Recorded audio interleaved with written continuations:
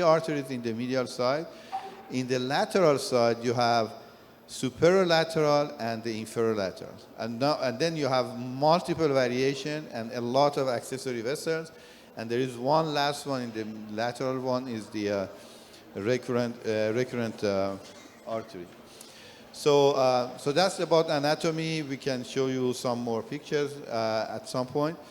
And then after anatomy, we need to talk a little bit about patient selection. So we say patients who are symptomatic, who have osteoarthritis, a lot of them have been treated by a lot of injection, corticosteroid and other. No, it's coming. Okay, thank you. So we were talking about the cause, indication. So patient who failed conventional therapy, the patient who have had PT, had gone through the weight loss, patient who had tried different anti-inflammatory drugs, patient who have had a lot of injections. So if those patients don't do well, before considering to go and do knee replacement, you need to think about other alternatives. Now there are genicular nerve ablation or genicular artery embolization that need to be considered. These are the anatomic vessels that we discussed, descending, the superior medial, the inferior medial, and then the superolateral, inferolateral, and then, of course, the recurrent arteries.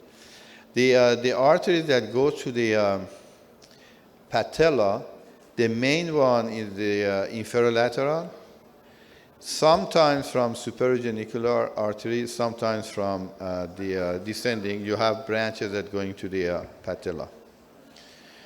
So here you see some example of anatomy, and these are the type of images we obtain for every PAE, every GAE, where we can actually rotate and find the best angle to catheterize the vessel. And I always say it's like a computer game playing. It's really fun. You can really enjoy doing those cases. So we always puncture the superficial femoral. We always talk about the patient expectation before the procedure, and it's very important. I would tell you why that's very important. So access usually, we used to start with contralateral femoral. Now in my office practice, I go ipsilateral in 99% of patients. Using a bare bone 4-French catheter, usually we like the burn catheter. And then when we get to the origin of each artery, then we use a microcatheter. The pedal access can be useful if you have patients that are overweight, I would say over 150 kilograms, where access to the groin or to the SFA is not easy, or the patient have very large thigh. So we do first an angiogram, AP view, and then right away we go to a cone beam CT. Now, if you don't have those cone beam CT with vessel mapping, you can try to look at per artery, what is the best angle, and use an overlay to be able to catheterize it, and then go for the other one. But usually catheterize the origin of the artery with the main catheter and then use the microcatheter. The microcatheter that we use most of the time is a 1.7 system. It could be Volute from Asahi or Pursue from Merit, but whatever catheter you are familiar with can do it. I would say 1.7 is the best catheter size. Detection of neovessel is not necessarily spontaneous. You have to have some strategy about that. First of all, you need to do a proximal injection to see if you see the blush, and then sometimes you may not see the blush. You have to try to catheterize the artery that goes to the synovium. It's it's most of the time there if you don't even see it. Sometimes you need to inject the same proximal artery twice, and with delayed images, you may be able to see them. So super selection, and then for embolization, I usually go distal to proximal, but you need to embolize proximally too, because the arteries goes on top of the synovium and lateral or medial more distally. So I would like to show this case, a patient with failed medical intra-articular therapy, severe OA, 67-year-old, WOMAC of 44 and VAS of 6. As you can see here, the main angiogram shows the delayed angiogram, and the first earlier images shows a little bit the anatomy, but it's not the best injection.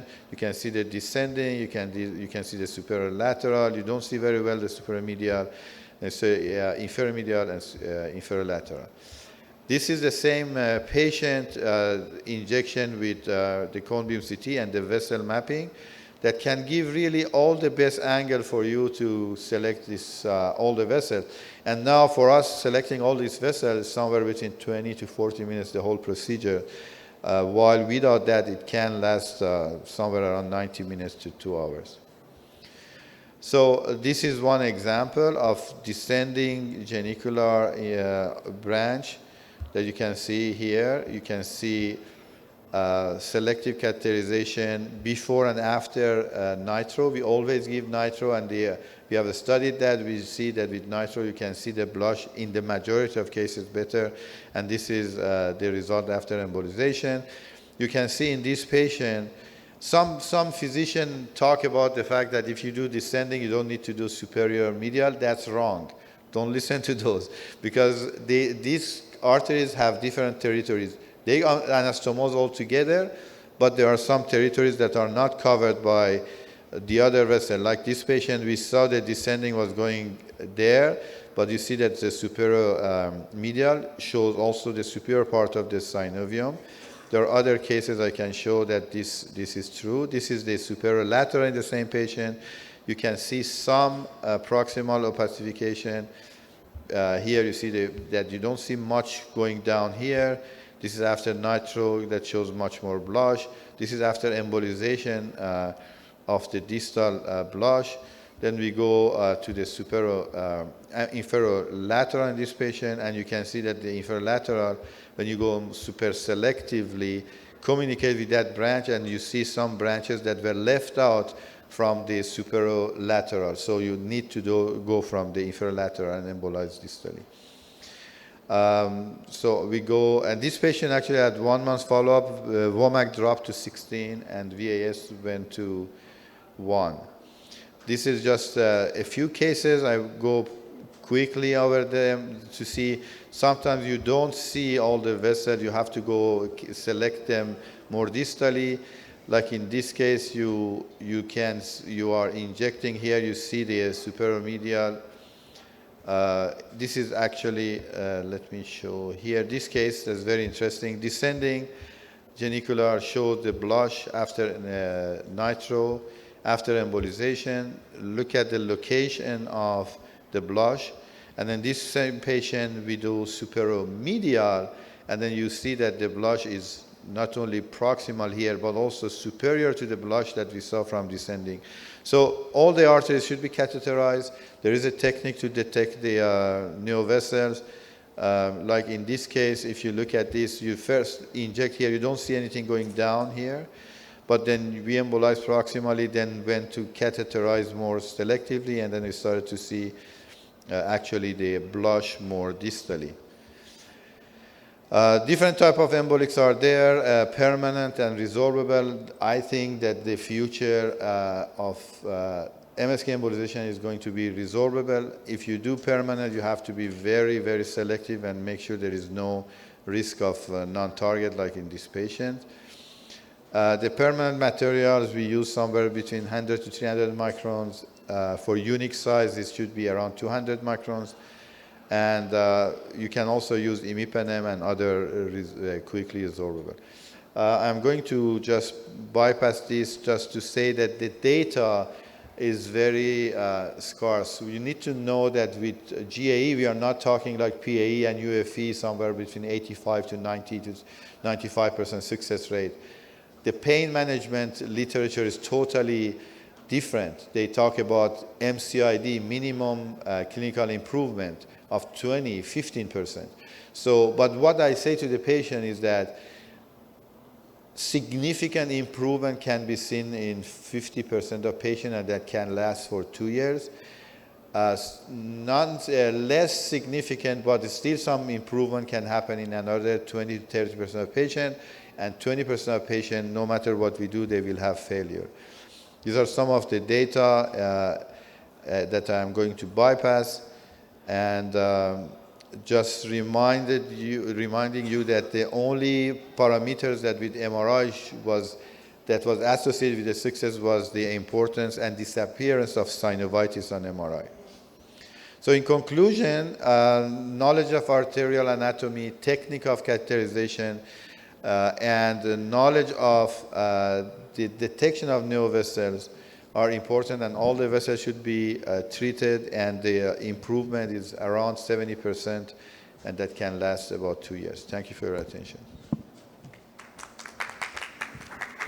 Thank you, Jafar, for this very nice presentation. Now the next speaker, Professor Sameh Fathi from Alexandria University, talking about radiofrequency ablation